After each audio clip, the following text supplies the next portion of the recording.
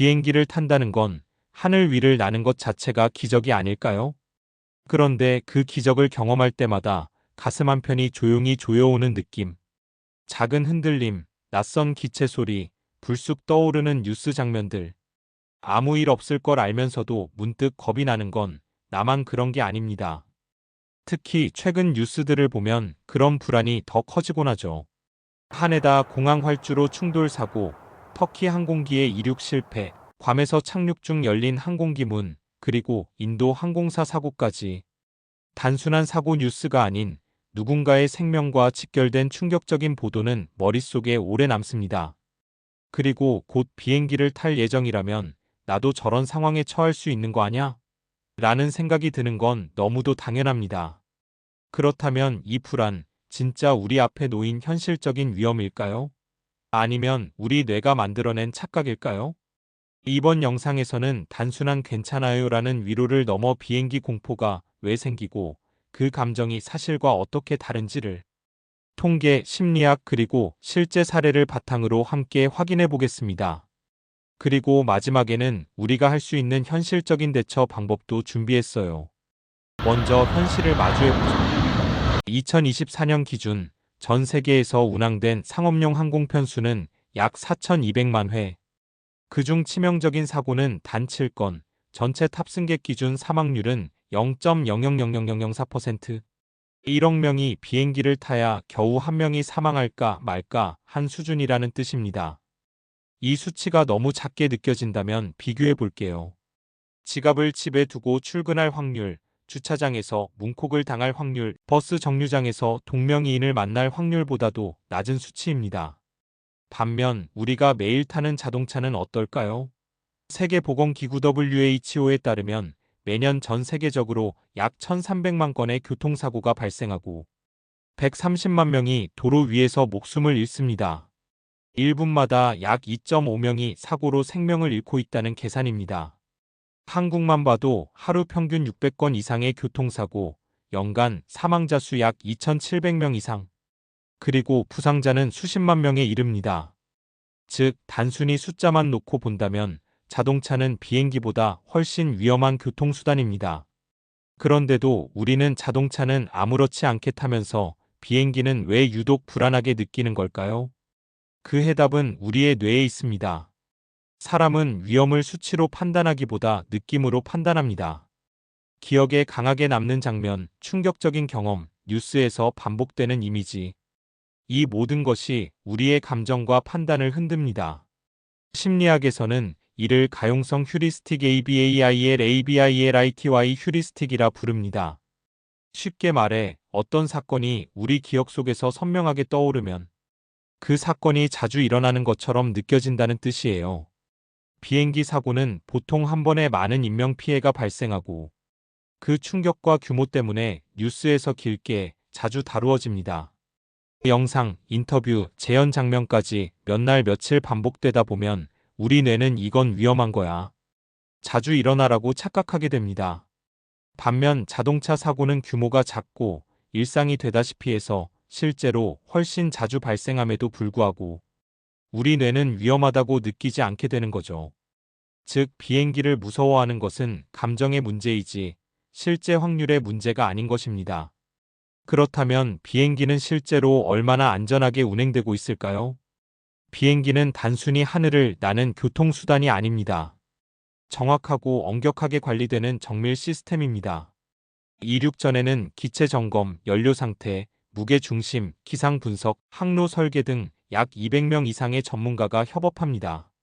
또한 비행기 내부에는 300개 이상의 센서가 장착되어 기압, 온도, 엔진 상태, 날개 각도 등을 매초 확인하며 작은 이상이라도 발생하면 자동으로 경고음을 발생시켜 조종사가 즉각 대응할 수 있도록 설계되어 있습니다. 그리고 조종사는 단순한 운전 능력자가 아닙니다. 상업용 조종사는 연간 4회 이상 시뮬레이터 훈련을 받고 각종 비상 상황에 대응하는 능력을 검증받습니다. 예를 들어 이륙 중 엔진이 꺼졌을 때, 활주로에 새가 날아들었을 때, 기내 압력이 급격히 낮아졌을 때, 랜딩 기어가 작동하지 않았을 때 등. 이 모든 상황은 실제로 발생 확률이 매우 낮지만 조종사들은 이러한 시나리오를 반복적으로 훈련합니다. 이 훈련이 얼마나 중요한지 보여주는 사례도 있습니다. 대표적인 예가 2009년 전 세계를 놀라게 한 허드슨강의 기적입니다. 조류 충돌로 양쪽 엔진이 모두 꺼진 여객기를 기장이 침착하게 강에 착수시켜 탑승객 155명 전원이 생존했습니다.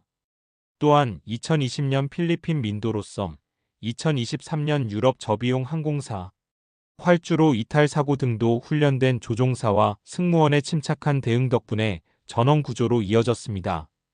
이러한 사례들은 보여줍니다. 사고는 100% 막을 수 없을지 몰라도 훈련되고 준비된 대응은 생존의 확률을 극적으로 바꿉니다. 그렇다면 승객인 우리는 무엇을 할 수 있을까요? 전문가가 아니더라도 비상 상황에서 우리의 생존 확률을 높여주는 간단하지만 매우 효과적인 5가지 습관 꼭 기억해 두세요. 좌석 벨트는 허리 아래에 단단히 착용하세요. 헐렁하게 매면 의미 없습니다. 이착륙 시 이어폰을 빼고 방송에 집중하세요. 사고는 대부분 이륙과 착륙 시 발생합니다. 비상구 위치는 눈으로만 보지 말고 좌석 기준 몇 걸음인지 기억하세요. 연기나 정전 시 결정적인 차이를 만듭니다. 기내 짐은 무릎 아래 두지 말고 선반에 넣으세요. 비상시 통로 확보는 생존과 직결됩니다. 비상시엔 무조건 승무원 지시에 따르세요. 그들은 수십 번의 훈련을 받은 전문가입니다. 그리고 아주 중요한 사실 하나. 비행기 사고 발생 후 90초 이내에 기내에서 대피하지 못하면 생존율이 급격히 떨어진다는 연구 결과가 있습니다. 그만큼 침착하게 그리고 빠르게 움직이는 것이 중요합니다. 마지막으로 심리적인 준비도 빼놓을 수 없죠. 비행 중 흔들림이나 소음에 민감하신 분도 많습니다. 그런데 대부분의 흔들림은 기류 변화로 인한 정상 현상이며 툭 하는 소리, 드르륵 하는 진동도 랜딩 기어나 기압 장비도에서 발생하는 자연스러운 소리일 수 있습니다. 하지만 우리는 정보가 부족할 때 더 큰 불안을 느낍니다. 작은 진동에도 심장이 요동치고 낯선 기체음 하나에도 상상을 시작하죠. 그럴수록 기억하세요. 대부분의 상황은 이미 예측된 것이며 조종사와 시스템이 이를 통제하고 있다는 점. 그리고 불안이 올라올 때는 이렇게 해보세요. 출발 전 뉴스는 잠시 멀리하기, 기내에서는 창밖보다 앞 좌석 모니터에 집중하기.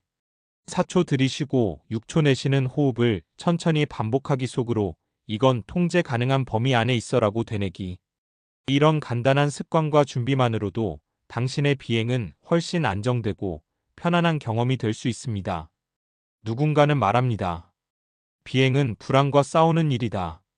하지만 우리는 오늘 그 불안이 어디서 오는지 알고 실제로 얼마나 안전한 시스템인지 깨닫고 그리고 우리가 할 수 있는 행동을 준비했다는 사실만으로도 충분히 더 나은 비행을 할 수 있을 겁니다. 혹시 이 영상이 여러분의 마음을 조금이라도 가볍게 만들어 주었다면 앞으로 비행기 창밖을 바라보는 순간 오늘 나눈 이 이야기들이 작은 위로가 되기를 바랍니다. 그리고 그런 의미에서 구독과 좋아요, 알림 설정, 여러분의 한 번의 클릭이 저희에게는 큰 힘이 됩니다. 앞으로도 불안을 줄이고 삶을 더 가볍게 만드는 이야기로 계속 찾아올게요. 감사합니다.